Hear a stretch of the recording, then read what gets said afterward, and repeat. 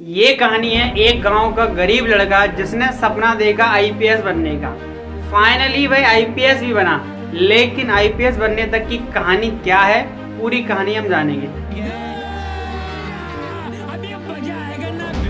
तो मैं आज आपको लेकर चलता हूँ मध्य प्रदेश के छोटे से जिले मुरैना जिले में, जहाँ का नाम आपने शायद ही बहुत से चीज़ों के लिए सुना होगा।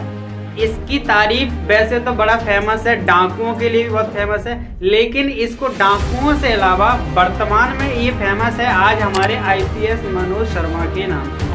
इस जिले का नाम उनकी वजह से ही आज चारों तरफ छाया हुआ है।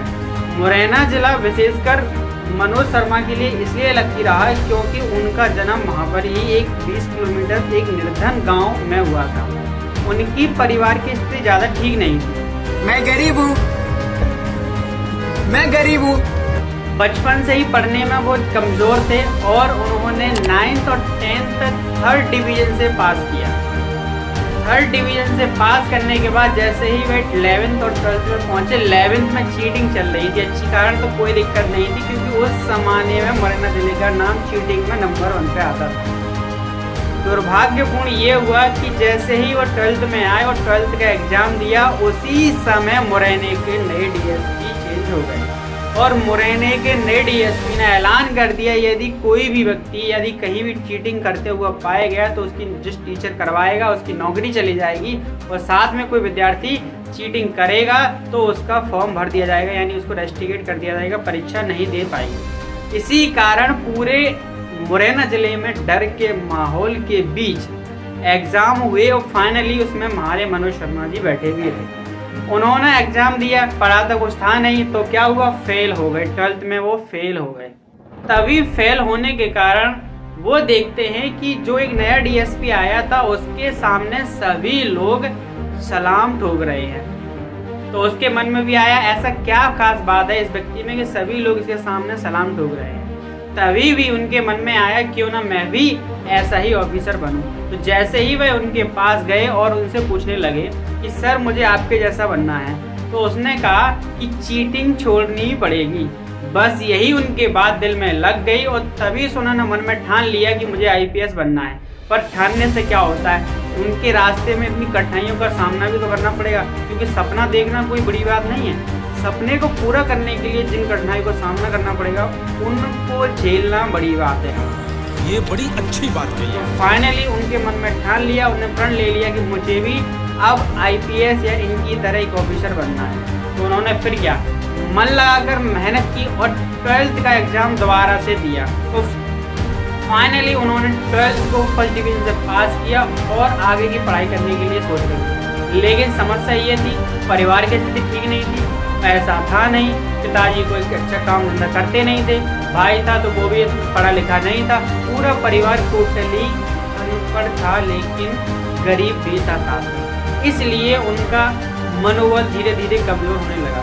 फिर उन्होंने ठान लिया, उनके दृढ़ निश्चय के आगे किस्मत को भी झुकना पड़ा और फिर उन्होंने खुद ठाना कि मैं खुद ही कमाऊंगा और खुद ही पढ़ाई करूंगा। और फाइनली वो आ गए कहाँ, ग्वालियर में पढ़ाई करने के लिए।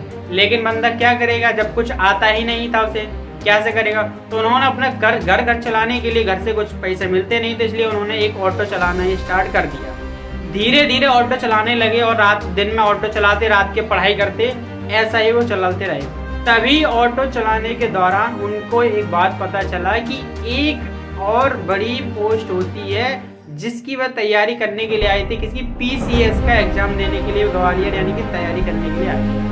तभी एक ऑटो वाले ने उनको बताया कि पीसीएस से बड़ा कोई एग्ज़ाम होता है जिसको बोलते हैं यूपीएससी का एग्ज़ाम। वो फाइनली यूपीएससी का उनके मन में आ गया, क्यों ना इसको छोड़कर इससे बड़ी की जाए। और उन्होंने ठान लिया कि अब मुझे पीसीएस नहीं, अब मुझे यूपीएससी क्रैक करना है। तो यूपीएससी क्रैक करने के लिए ग्वालियर में उस समय सुटेबल कोचिंग नहीं थी, इसीलिए वे पहुंच गए कहाँ, दिल्ली के मुखर्जी नगर में। लेकिन भाई जब ग्वालियर में घर खर्च के लिए पैसे नहीं थे तो दिल्ली में क्या करते हैं, दिल्ली में भी वही काम। अब दिल्ली में तो ऑटो भी नहीं चला सकते थे क्योंकि उन्हें उसकी दिल्ली की बिल्कुल भी जानकारी नहीं। तो पहुंच गए सपना पूरा करने के लिए फाइनली दिल्ली, और दिल्ली में जाकर रहने लगे। काम क्या करते थे, काम उन्होंने क्या किया, उन्होंने साफ सफाई का काम किया। साफ सफाई का काम करने से क्या हो गया, क्योंकि उन्हें पैसे मिलते थे जिससे वो घर का जो अपना घर और पढ़ाई का जो खर्चा था वो चलाते थे। बहुत ही गरीब थे, लेकिन उनके अंदर एक बात की कमी नहीं थी, लगन और मेहनत। इसलिए वो दिन में काम करते और रात के पढ़ाई करते। लेकिन दोनों काम इतना आसान भी नहीं था कि पढ़ाई के साथ साथ आपको दोनों काम आसानी से हो जाए। इसीलिए उनको फिर कठिनाई आई, तो उन्होंने क्या किया, साफ सफाई का काम छोड़कर उन्होंने लाइब्रेरी ज्वाइन की और लाइब्रेरी में उनका यानी कि वहाँ पर लाइब्रेरी की देखभाल का काम करना स्टार्ट कर दिया। और फाइनली लाइब्रेरी में काम करने का फ़ायदा उन्हें ये हुआ कि जैसे ही लाइब्रेरी में जो किताब वो पढ़ नहीं सकते थे, जो कि खुद खरीद के पढ़ नहीं सकते थे, उसे वो लाइब्रेरी में पढ़ सकते थे। तो लाइब्रेरी में पहुंच गए और लाइब्रेरी में क्या करते थे, साफ़ सफाई करने के दौरान वहाँ पर ही उन किताबों को पढ़ते थे और अपना अध्ययन जारी करते थे, यानी कि अपनी पढ़ाई आगे करते थे। इससे ये प्रॉफिट हुआ कि पैसे भी मिलते, जिससे उनका खर्च भी चलता था, साथ में पढ़ाई भी अच्छी तरीके से हो रही थी। कुछ दिन तक चला और उनकी पढ़ाई है। फाइनली उन्होंने 2000 में अपना पहला यूपीएससी का अटेम्प्ट दिया। पहले ही यूपीएससी अटेम्प्ट में उन्होंने प्रीलिम्स को क्लियर कर लिया। अच्छी तरीके से उनको विश्वास होगा कि मैंने अच्छी तैयारी के साथ मैंने प्रीलिम्स क्लियर कर लिया। यही नहीं, अभी और सुनिए।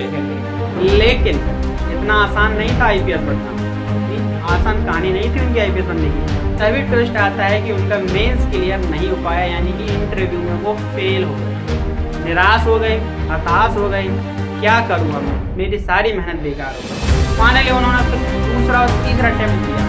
उस दूसरे तीसरे अटेम्प्ट में तो उनका प्रीलिम्स भी क्लियर नहीं हो पाया, क्योंकि वो उनको डिप्रेशन में भी चले गए थे कि पहला अटेम्प्ट में मेरा इंटरव्यू नहीं निकला। उसी के कारण उन्होंने पढ़ाई पर अच्छे से फोकस नहीं कर पाया और फाइनली उनका दूसरा तीसरा अटेम्प्ट बेकार ही गया, जिसमें कि उन्होंने प्रीलिम्स भी क्लियर नहीं कर पाया। वापस से हार कर थक कर वो वापस गाँव में आ गए। गाँव में आकर देखते हैं माँ की वो माँ रो रही है, सब कुछ घर बार बिक चुका है, भाई किसी के मजदूरी करता है, पिताजी किसी एक ठाकुर के यहाँ केस में फंसे हुए हैं, जिससे केस की मामला लड़ाई जाती है। ये सब देखता है तो उसके अंदर से एक कलेजा था उसका झनक गया, उसके अंदर से छाती तो कांप गई। घर की चीज देखकर माँ के रोते हुए आंसू देखकर उसका कलेजा पिघल गया। उसके अंदर एक जुनून था, वो शक्ति की ऊर्जा थी, दोबारा से और फिर उसने फिर से दोबारा से रीस्टार्ट किया और कसम खाई कि अब मैं गांव में तभी लौटूंगा जब मैं फाइनली आईपीएस बन के लौटूंगा।